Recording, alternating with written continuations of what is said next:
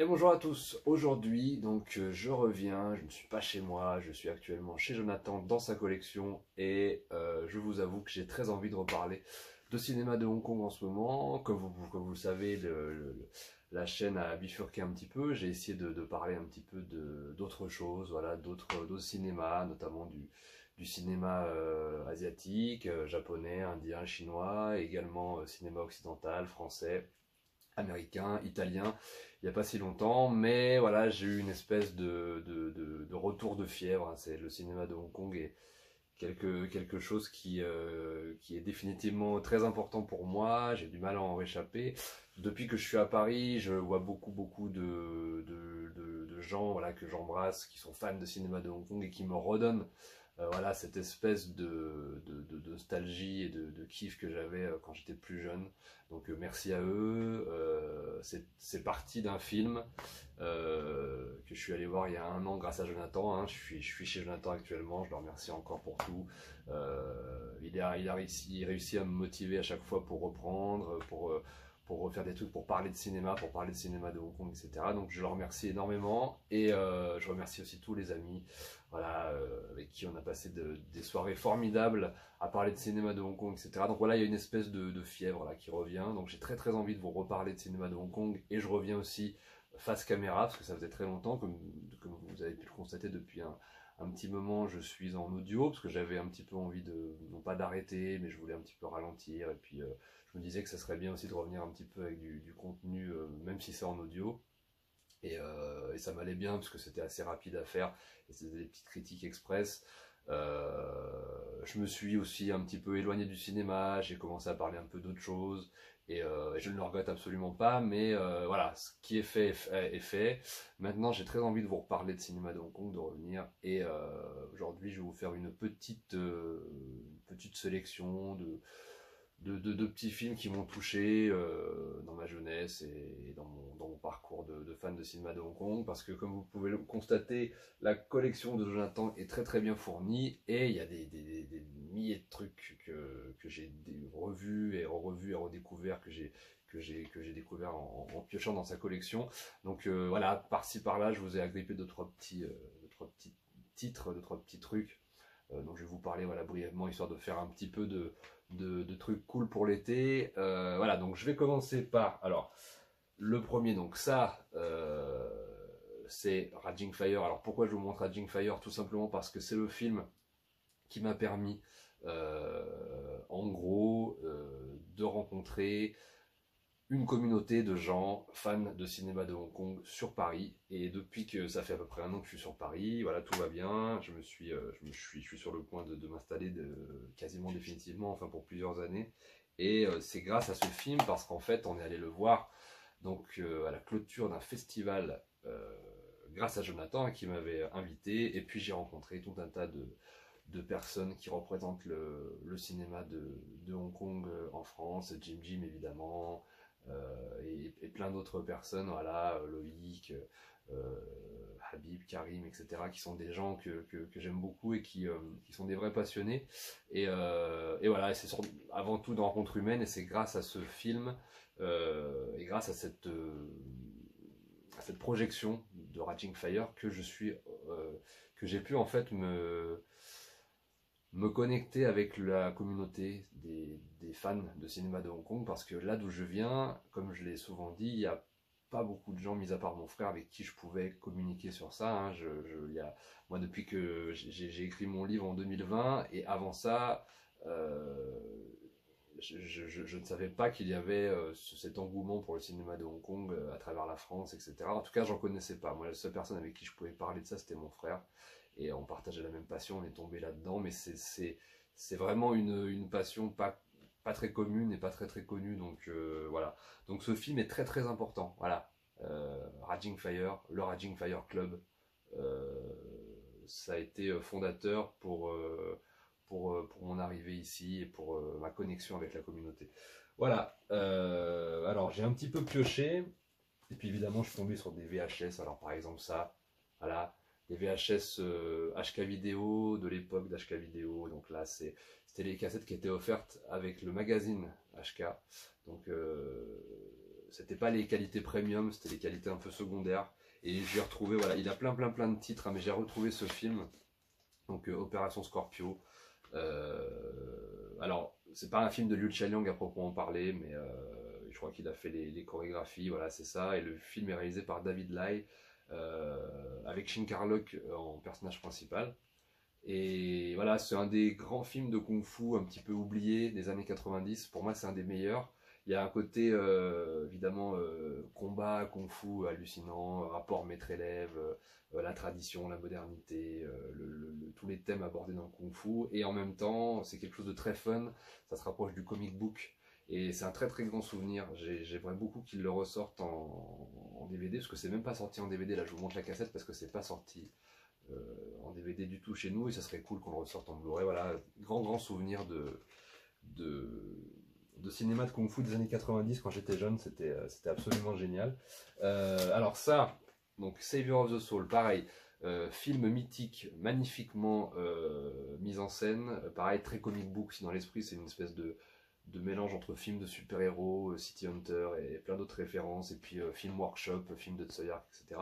Alors pourquoi je vous montre cette cassette? Parce que, en fait, cette cassette, je ne l'ai pas, ça c'est la cassette de Jonathan, mais je ne l'ai jamais vue, en fait, j'ai vu le film évidemment, je me suis procuré comme j'ai pu, et en fait j'avais offert cette cassette à mon pote Michael, que j'embrasse, qui est mon frère de Hong Kong, quoi, quelqu'un avec qui j'ai passé des super moments, et qui est un amoureux de cinéma, qui est un petit acteur à Hong Kong, qui a tourné des petites scènes dans mon film, je le remercie encore, et voilà, donc ça c'est vraiment son film préféré, ou son film préféré d'Andy Lau. Il faut savoir que Michael est très fan d'Andy Lau, et je me rappelle de ce jour où je lui ai offert cette cassette, où on est allé bouffer au China Café, qui était un restaurant, je crois, qui a fermé depuis, mais où ils ont tourné des scènes cultes de Full Time Killer, et des films de Johnny To, etc.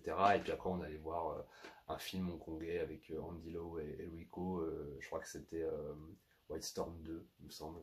Et donc c'était un très bon moment, puis c'était un vieux cinéma qui était un petit peu voilà, qui est pas du tout bien insonorisé, mais voilà, toute la soirée était cool, et je lui avais offert cette cassette, je m'en souviens, et c'était un moment, j'étais très heureux de lui offrir, et voilà, ça me rappelle un petit peu cette soirée, c'est pour ça que je l'avais retrouvée. Ensuite, qu'est-ce qu'on a? On a encore une VHS, donc Time Warrior, la version française, voilà, c'est pour ça que je fais pas trop mon puriste. J'ai découvert ce film en VF coupé, hein, complètement massacré, comme c'était souvent le cas à Hong Kong. Voilà, il n'y a même pas l'éditeur, je sais même pas qui c'est qui a édité ça, en tout cas l'éditeur, il n'y a même pas le nom de l'éditeur.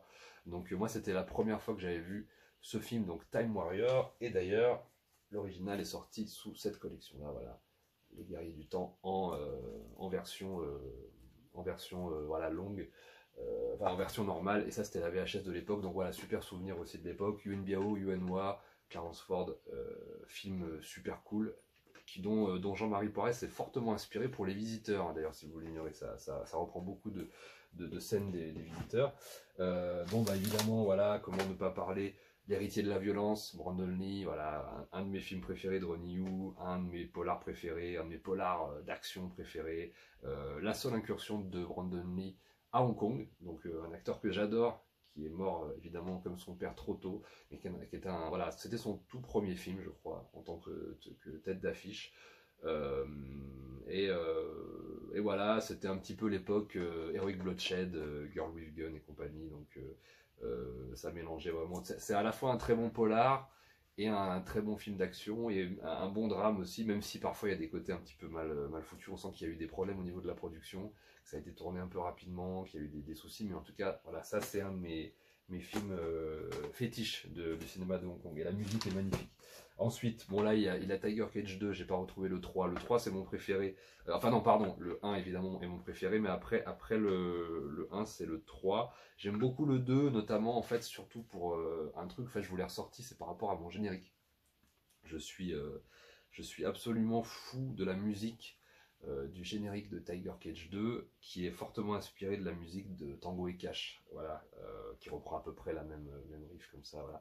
Et moi j'étais fasciné à l'époque par ce film, enfin par cette intro, parce qu'on y voyait donc la musique années 80 inspirée par les films américains Tango et Cash, et qu'en même temps c'était une scène avec un avion qui atterrissait à Hong Kong. Et moi j'étais jeune, j'avais vu ça et j'étais fasciné par cette intro et par ce générique qui durait vraiment 1 minute, hein. C'était super court, mais j'avais été traumatisé en fait. C'est pour ça aussi que j'aime le cinéma de Hong Kong pour cette raison. Il y a plein d'images qui ont imprimé mon cerveau et ma rétine. Quand on est jeune, il y a des images qui nous impriment et on est fasciné, on a envie d'aller là-bas. Et moi, je me rappelle que quand j'ai atterri à Hong Kong pour la première fois, j'avais atterri justement avec la musique de l'héritier de la violence et surtout la musique de Tiger Cage 2. Voilà, parce que c'était très important pour moi que j'aille à Hong Kong la première fois et que j'atterrisse avec ce morceau. Comme si je rebouclais un peu la boucle, quoi. C'était un petit peu l'entrée de mon voyage là-bas, mais en vrai. Donc voilà, c'est important pour le générique. Qu'est-ce que j'ai d'autre? Là, j'ai Evenly King. Evenly King, en fait, je vous l'ai sorti simplement parce que à l'époque, j'étais à Lyon. Alors, c'est un film très cool, c'est un vrai faux documentaire très drôle de Daniel Wu. Et je me souviens que j'avais été très frustré à l'époque parce que Daniel Wu devait venir à Lyon. Et j'avais pris mes places au festival, etc. Et puis finalement, il n'a pas pu venir. Donc voilà, mais donc j'étais un peu déçu, mais ça m'a rappelé ce souvenir-là. Donc voilà, Evenly King, petit faux documentaire très drôle. Ça, c'est absolument indispensable au CTB. Pour moi, c'est le plus grand polar, voilà, un des plus grands polars hongkongais de tous les temps. Je crois qu'il va sortir bientôt en Blu-ray, donc je vais évidemment me le procurer. Film magnifique. Danny Lee, Anthony Wong, Cecilia Yip, Louis Fan, réalisé par Kirk Wong, un des grands réalisateurs du polar hongkongais. Voilà, pour moi, ça reste vraiment. J'adore le polar hongkongais, c'est un de mes genres préférés de tous les temps. Et que ce soit les thèmes abordés, la musique, la mise en scène, les personnages, l'ambiance, etc. Voilà, un des meilleurs films de tous les temps au CTB, pour moi, c'est un chef-d'œuvre absolu. Donc j'ai pas fait de vidéo là-dessus d'ailleurs, j'en ai parlé dans mon émission sur Hong Kong, mais voilà, au CTB, à regarder d'urgence si vous l'avez pas vu. Le gagnant, je sais pas pourquoi j'ai ressorti le gagnant, mais c'est parce qu'en fait à l'époque, voilà, vous voyez un petit peu la cassette mensongère. En réalité, il s'agit de Twinkle Twinkle Lucky Star, non, de Winner and Sinner, donc le premier Lucky Star où en fait Jackie Chan n'a qu'un second rôle, mais ils le mettent en gros sur l'affiche, et ça me fait penser à cette époque où j'achetais les films avec Jackie Chan, où ils le mettaient en gros sur l'affiche comme Iron of Fire et compagnie, et où en fait il apparaissait que 20 minutes. Mais voilà, c'est comme ça qu'il arrivait à le vendre, donc je comprends. Et voilà, c'était par rapport à ça que je vous l'avais sorti. Après, qu'est-ce que j'ai d'autre? Pareil, en Jackie Chan, film magnifique, First Mission de Sammo Hung, la première fois que j'ai autant pleuré, je crois que c'est jamais autant pleuré devant un film. Alors ça peut paraître surprenant, c'est un genre d'adaptation de Rain Man. D'ailleurs, je me demande pas si Rain Man s'est pas plutôt inspiré de celui-là. Mais voilà, c'est pareil, il y a quelques scènes d'action, mais c'est surtout un drame entre un Jackie Chan qui interprète un flic et puis qui doit s'occuper de Sammo qui joue son frère handicapé. Donc il y a des scènes absolument bouleversantes et où il nous montre que Jackie Chan et Sammo sont des très grands acteurs qui sont capables de nous faire pleurer, etc. Donc j'avais adoré à l'époque, j'avais chialé, etc. Un des rares films où je chiale vraiment par rapport au jeu d'acteur, parce que ça me fait toujours, ça me surprend toujours que des mecs un peu badass comme ça, un peu durs à cuire, se mettent à pleurer. Moi, c'est quelque chose qui me touche assez souvent. Voilà, bon, j'en ai plein d'autres, mais voilà, Steers Go By, j'en ai parlé, un de mes films hongkongais préférés. Là. Oh là là, le DVD est un petit peu en piteux état, donc voilà, Steers Go By, pareil, un des plus grands polars de tous les temps. Je le mets dans la liste avec OCTB largement, de même que First Mission aussi, hein, d'ailleurs. Bon, évidemment, Prodigal Son que j'ai retrouvé. Le chef-d'œuvre absolu du film de Kung Fu. Pour moi, c'est le plus grand film de Kung Fu de tous les temps. De par les thèmes abordés, encore une fois, la mise en scène, le fond, la forme, la technique, le Kung Fu qu'il y a à l'intérieur. Voilà, c'est absolument magnifique. Prodigal Son. Il faudrait que je fasse une émission là-dessus un jour parce que c'est génial.